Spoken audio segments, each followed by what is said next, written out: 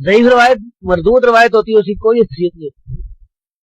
میں بار بار اپنے اہل حدیث بھائیوں کو، صحیح العقیدہ بھائیوں کو یہ مسئلہ سمجھاتا ہوں کہ بھائیوں ضعیف روایتیں چھوڑ دو، ضعیف روایتوں کا دفاع چھوڑ دو، صحیح روایتیں ہمارے پاس تھوڑی ہیں، بہت زیادہ ہیں۔ قرآن مجید اور صحیح حدیثیں، صحیح بخاری، صحیح مسلم کے علاوہ بھی بہت سی صحیح حدیثیں اور آثار ہمارے پاس موجود ہیں، وہ بیان کرو۔ اتنا وقت کا ہے، یہ صحیح روایتیں جو ہے نا، یہ اگر صحیح روایتیں ہم بیان کریں تو وقت ہی نہیں ملتا کہ یعنی ایک روایت بیان کریں تو پھر کتنے عرصے کے بعد دوبارہ بیان کرنے کے لیے موقع ملے، موقع ہی نہیں ملتا،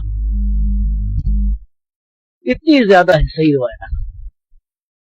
لیکن ہمارے بعض اہل حدیث بھائی بھی جو ہے نا وہ ضعیف روایتوں کے چکر میں پڑے، خاص طور پر خطیب حضرات یا جو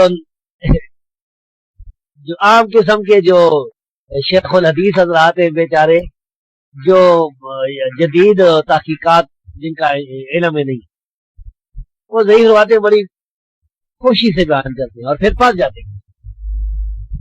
ضعیف روایتیں اگر مخالفین بیان کریں تو ان پر رد کیا جائے اور خود بیان کرنا یہ صحیح نہیں۔ ایک دفعہ ایک جگہ میں جو ہے وہ درس دیا، صحیح بخاری کی تقریب تھی۔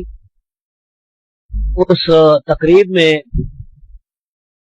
میں نے لوگوں کو سمجھایا کہ بھائی امام بخاری رحمۃ اللہ علیہ کے بارے میں بڑی ضعیف روایتیں مشہور ہیں جو ثابت نہیں ہے۔ مثال کے طور پر امام بخاری رحمۃ اللہ علیہ بچپن میں ان کی نظر چلی گئی تھی، نابینا ہو گئے تھے، پھر ان کی والدہ نے ابراہیم علیہ السلام کو دیکھا اور ابراہیم علیہ السلام کو خواب میں دیکھا تو پھر انہوں نے پتہ نہیں ہاتھ پھیرا اور ٹھیک ہو گئی۔ اس قسم کی ساری روایتیں ضعیف ہیں، ثابت نہیں ہیں، امام بخاری ان سے بری۔ امام بخاری کی قبر سے خوشبو آتی رہی وغیرہ وغیرہ۔ تو خیر جب میرا بیان ختم ہوا نا تو بعد میں جو شیخ الحدیث صاحب تھے انہوں نے دعا کرائی، لوگوں کو کہا کہ چلو جی دعا کرتے ہیں۔ جب دعا کی تو دعا کے دوران لمبی دعا کی نا، انہوں نے یہ ساری ضعیف روایتیں امام بخاری کے بارے میں بیان کر۔ لوگ بڑا ہنس رہے تھے، لوگ دیکھ رہے میرا بیان سننا ہوا تھا۔ وہ جب بعد میں فارغ ہوئے نا ان کے بیان سے، تو جب نماز کے بعد ہم بیٹھے نا مغرب کی، تو میں نے پوچھا کہ حضرت صاحب یہ کیا کیا آپ نے؟ تو انہوں نے کہا کہ ہمیں پتہ ہی اور کچھ نہیں، ہم نے یہی رٹے لگائے گی بچپن سے یہ ضعیف روایتیں۔